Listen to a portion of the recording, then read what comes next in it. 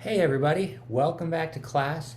My name is McKay Tebbs and I'm excited to be here with you today to talk about Pro Tools automation. So today we're going to talk about what it means to automate parameters in Pro Tools. Those parameters are volume and panning and that kind of thing. And there's automation modes, different modes you can do that in, and we're going to talk about what those modes are. We're also going to talk about the different views you have for viewing the parameters of those automations. So I'm excited to dive into this with you, and let's jump in it and get going. So I'm going to share my screen with you. And here we are. So I have a session here, Pro Tools, that I created a while back. And first of all, when we're talking about automation and what we're going to automate, um, there's a couple of options to do it with. There's the volume, there's panning. Okay, I'm going to go to the mix window really quick. And so here's our mix window. And when you're in the mix window, I think you probably all understand that you could grab any of these faders and you can move them up and down. And when you do that, that's going to affect the volume of that track. It's going to make that track sound louder or softer. Likewise, when you come up here to these knobs, you could twist them either to the right or the left.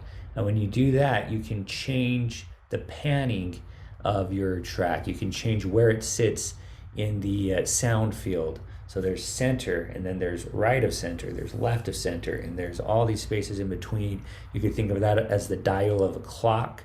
So 12 o'clock in the middle, 9 o'clock on hard left, 3 o'clock on hard right. So anyway, wouldn't it be cool if you could do those things and have them change during the course of your song to meet specific needs of yours without you having to do anything? And that's where automation is really cool, because that's essentially what you're doing. So let's go back to the edit window, and I'm going to work with my rhythm guitar track here. And first of all, we're going to talk about the different views for automation. If you click on this drop-down list right here in the middle where it says waveform, you have a list of options. There's volume automation, there's mute automation, and there's pan automation. Let's start with volume automation first. And as soon as I did that, my waveform kind of blinked down to the background, and now I have this solid blue line representing my volume automation. Right now, that blue line, the height of it is basically how high I have my fader set for that track. So right now the fader for rhythm guitar is at 0, so that blue line is representing the 0 value on the fader, which you can tell because it's actually lining up pretty good with this top notch line on that bar there, telling you that that's where 0 is on the fader. But anyway, we want to write some automation for it, automation. So first of all, we got to get our pencil tool.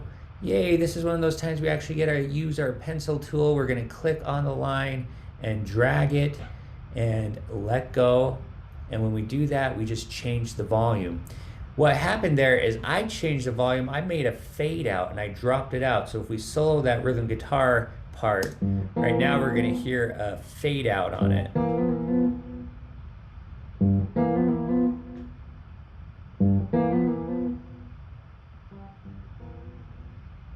Yay for fade outs. Okay. So that is a very easy thing to do at the end of your song. Isn't that where we usually do fade outs and stuff at the end of the song? I'm going to try it again. This time I'm going to come down with a line, and then I'm going to start at the bottom and come back up with a line. And now I have a nice little fade out and then fade back in going on. So anyway, you can do it like that. But one of the coolest things to do is to right click on your pencil tool up here at the top. If you right click, you get this option of other types of lines you can draw with the pencil. Right now I'm just on straight lines, so just draw straight lines. Let's try freehand, and let's give freehand a try with some of this volume automation. So I'm going to click on that line, I'm going to come down and just draw a random crazy line. I'm going to try and match it up with where I started, and then let go. And now I have a volume automation that is, it's up and down, or it's down and up, and you're going to hear that.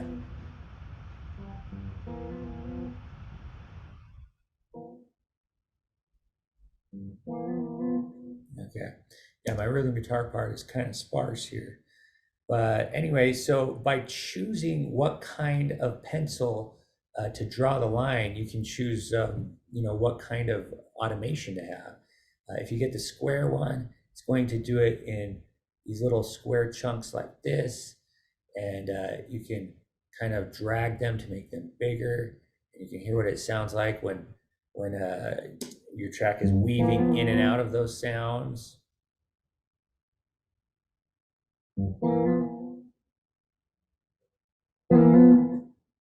Anyway, it's cutting in and out right there. So anyway, that's a little bit about the pencil tools. So as you're doing your automation, just know that you can choose any of those pencil tools and they're all going to write the automation lines in a different way. So I'm going to go back to, well, I'm just going to stay on the square line right here. And now over here in the views, I'm going to change from being volume, the volume view, I'm going to change to mute view. And as you might guess, mute does exactly what you think it will do. It will mute the track.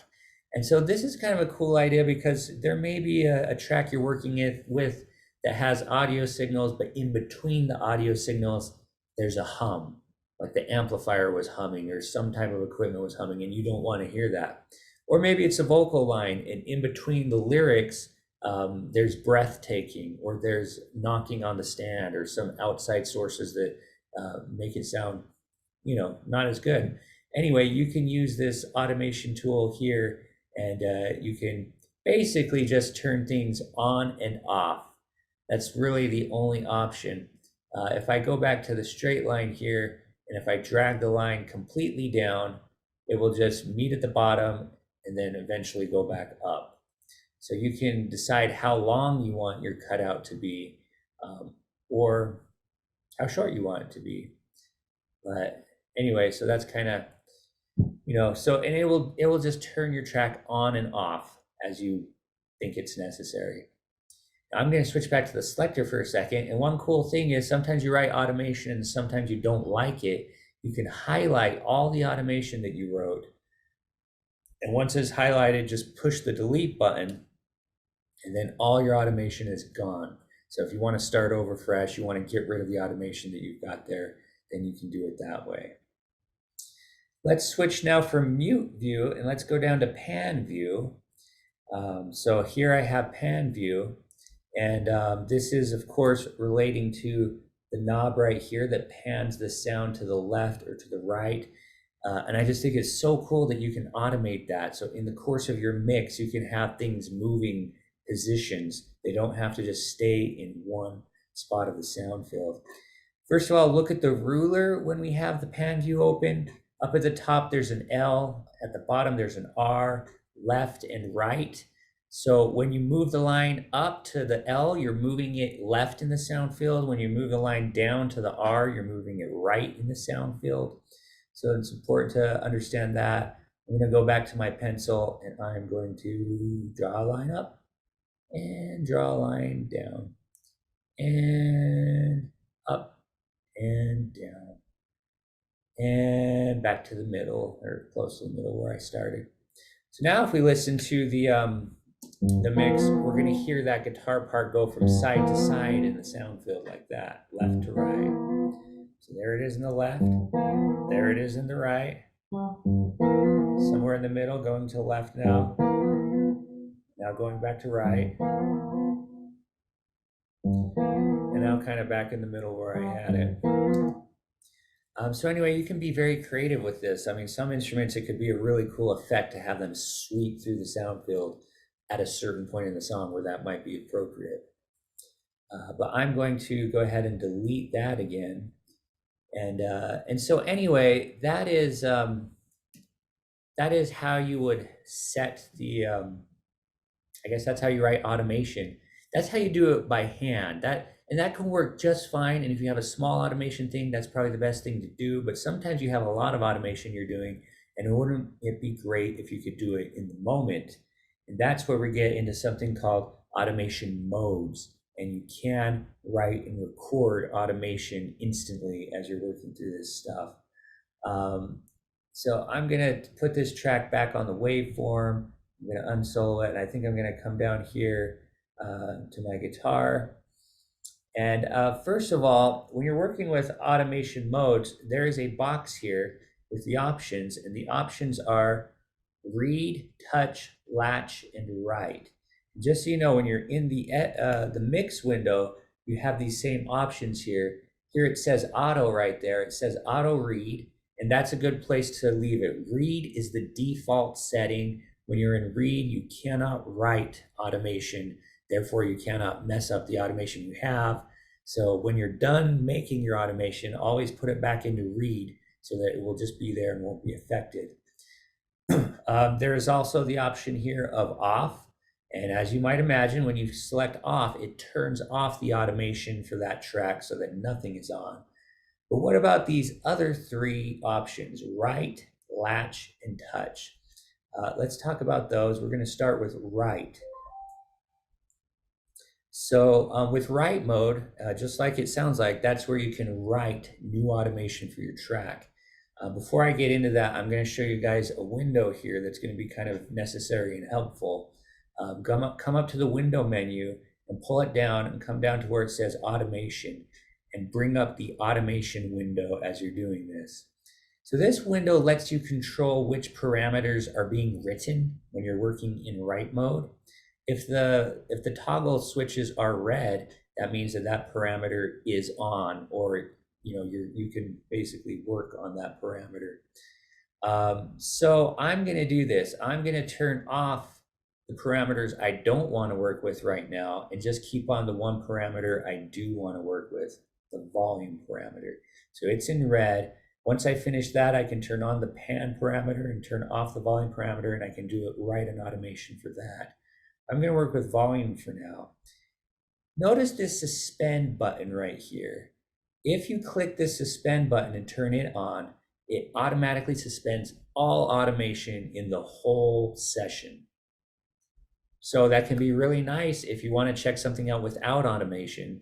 And now might be a good time to say that automating the volume and the panning and stuff, it should be really a last step in finalizing your mix.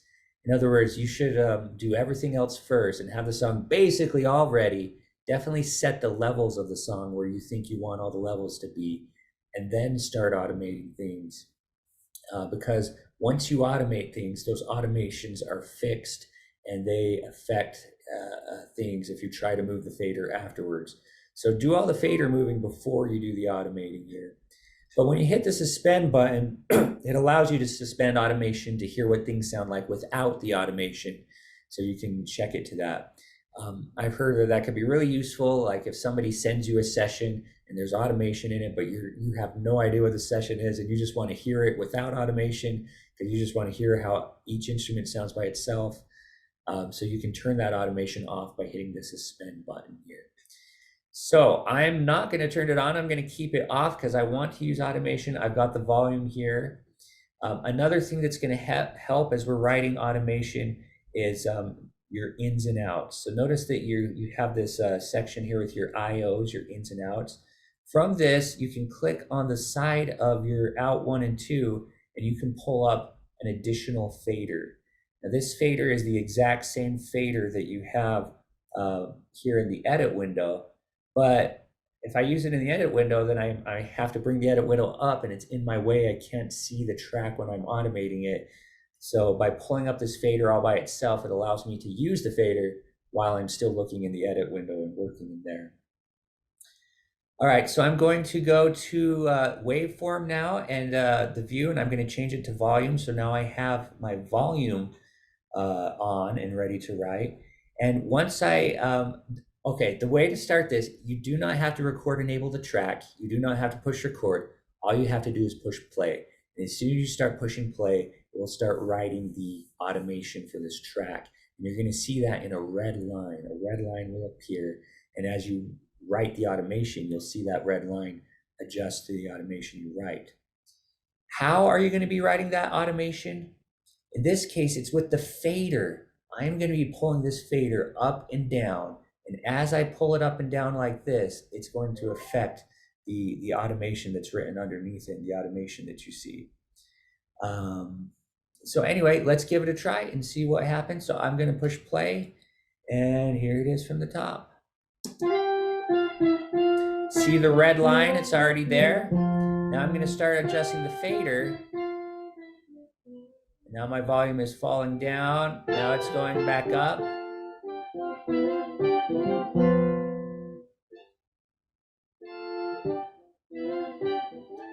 And now I'm done. So when I'm done, I'm going to push the space bar and stop it.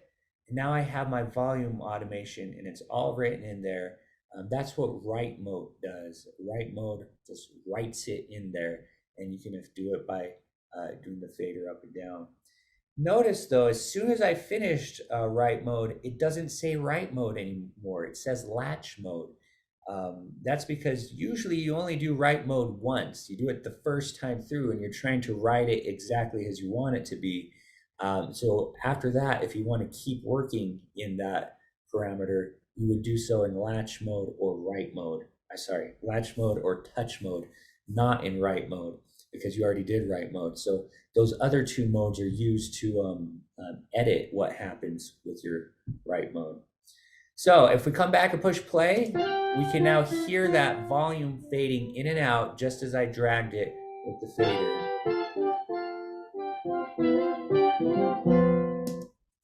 So, but if I come over here, so let's find out what the other modes do now. There's also latch mode and touch mode. First of all, let's do touch mode.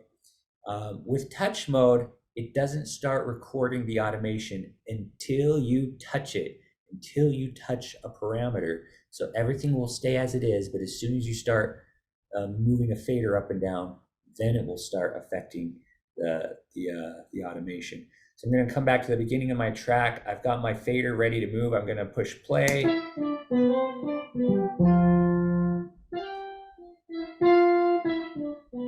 Now watch what happens when I let go. Okay. Well, anyway, it wrote the new automation right there, right next to it. But let me do it again right here later on in the track. Notice the height of the blue line, where the volume is currently set. Because this is what's really cool about touch mode, is it always returns to where it was. And that could be very helpful because you don't want to, move the overall level of the volume usually. So I'm going to do some writing down here, some touch mode. And pull it down. I'm pulling it down. I'm pulling it back up. I'm going to leave it down. And now I'm letting go. I'm letting go right here and watch what happens. I let go and it immediately popped back up to where the line was. And that's what touch mode will do. It will allow you to write some new automation, but it always brings it back up to that original spot where you were. Latch mode, on the other hand, doesn't do that. So when you're working with latch mode, it will stop at the spot you put it at, and that will be the new overall level of where it's at. So let's switch to latch mode now, and let's give that a try. So here's latch mode. I'm going to play. I'm going to adjust the fader. Fader goes down, fader goes up. And now I'm going to leave it down low, and after I let go, it's still down low, and it stays down low until you push stop. So anyway, that's why it's called latch mode. It latches on to the last spot you were on when you let go. So anyway, those are the different modes for working with automation, and that's an easy way to do it is you write the automation, then you edit it by touch and latch. But very important, when you're done with your automation, go back to read mode. And once you're in read mode, the only thing that will happen is it will read the automation that you created at that point.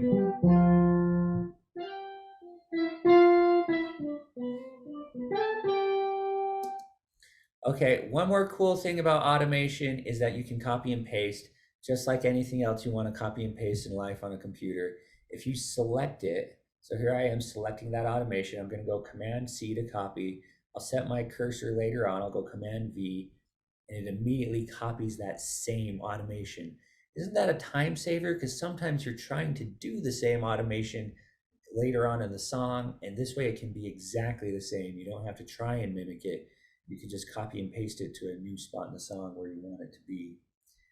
All right, and last thing I'm going to show you really quick is this the master track. So first of all, audio tracks, MIDI tracks, instrument tracks, aux tracks, they all have these different views. They have the volume view, the mute view, and the pan view, and you can set automation for all three of those things. But the master fader track only has one option. It only has the volume option. But you can adjust. You can do. You can write automation for the master volume track, which sometimes is something you want to do. So yeah, if I push play right here and hear everything.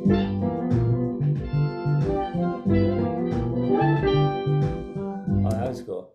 So yeah, so you can work with that master fader to do a fade out at the end of your song or a fade in, and you can make it all work that way. Anyway, that's it for today's lesson about automation. Thank you everybody for joining me and for being here, and I look forward to seeing you in the next video. Have a good day.